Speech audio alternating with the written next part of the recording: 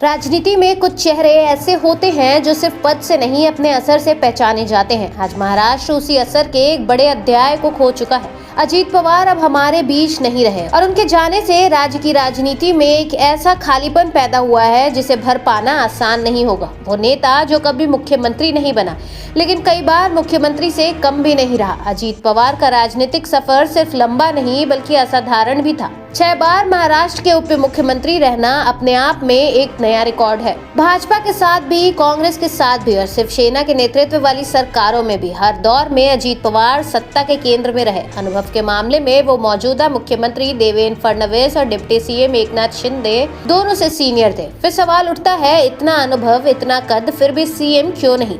ऐसा नहीं था कि अजीत पवार के सामने कभी मौका नहीं आया। महाराष्ट्र की राजनीति में एक दौर ऐसा भी आया जब परिस्थितियां उनके पक्ष में नहीं थी, लेकिन उसी दौर को लेकर राजनीतिक गलियारों में सबसे ज्यादा सवाल उठे। कुछ जानकारों का मानना है कि उस समय उनके चाचा और राजनीति के सबसे तेज दिमागों में गिने जाने वाले शरद पवार ने खुलकर आगे नहीं बढ़ाया। वहीं दूसरी राय यह भी कहती है कि उस वक्त पार्टी में उनसे कई सीनियर चेहरे मौजूद थे और शरद पवार सिर्फ रिश्ते के आधार पर भतीजे को आगे नहीं कर सकते थे। सच्चाई चाहे जो हो, नतीजा एक ही रहा। अजीत पवार का सपना टलता चला गया। इस कहानी की नींव 1999 में पड़ी जब शरद पवार ने कांग्रेस से अलग होकर राष्ट्रवादी कांग्रेस पार्टी बनाई। उस चुनाव में महाराष्ट्र की राजनीति 3 हिस्सों में बढ़ गई। कोई भी पार्टी बहुमत के करीब नहीं थी। आखिरकार कांग्रेस और एनसीपी ने पुरानी नाराजगी भुलाकर एक साथ सरकार बनाई। यहीं से अजीत पवार सत्ता के भीतर एक स्थायी चेहरे बन गए। 2004 का चुनाव एनसीपी के लिए सबसे मजबूत दौर लेकर आया। पार्टी सबसे बड़ी ताकत बनकर उभरी। ऐसा लगा कि अब नेतृत्व का समय आ गया है, लेकिन सत्ता का संतुलन फिर कांग्रेस के पक्ष में चला गया।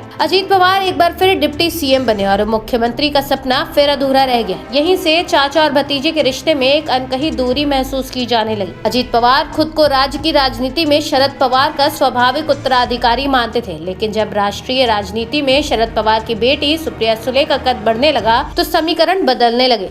राज्य में अजीत पवार मजबूत थे, केंद्र में पार्टी का चेहरा धीरे धीरे कोई और बनने लगा। ये वो दौर था जब राजनीतिक रिश्तों में ज्यादा रणनीतियों से चलने लगी। 2014 के बाद महाराष्ट्र की राजनीति पूरी तरह बदल गई। बीजेपी का उभार, देवेंद्र फडणवीस का नेतृत्व और विपक्ष का कमजोर होना, एनसीपी का ग्राफ जो ऊंचाई फिर कभी नहीं छू पाया, उसने एक दौर में देखी थी। 2019 के बाद राज्य से सबसे ज्यादा राजनीतिक उठापटक देखी। पार्टियां टूटी, गठबंधन बदले और सत्ता के समीकरण बार बार पलटे। 2023 में जब एनसीपी में विभाजन हुआ तो अजीत पवार फिर से सत्ता के केंद्र में लौट गए। इस बार वे सिर्फ पद में नहीं थे बल्कि पार्टी के भीतर सबसे मजबूत चेहरा थे। 2024 के चुनाव में उन्होंने अपने दम पर पार्टी को खड़ा किया। शरद पवार की गैर मौजूदगी में अगर किसी एक नेता का असर कैडर पर था तो वो अजीत पवार ही थे, लेकिन किस्मत ने यह कहानी यहीं रोक दी। अजीत पवार मुख्यमंत्री नहीं बन पाए, ये सच है, लेकिन ये भी सच है कि महाराष्ट्र की राजनीति उन्हें कभी नजरअंदाज नहीं कर पाई।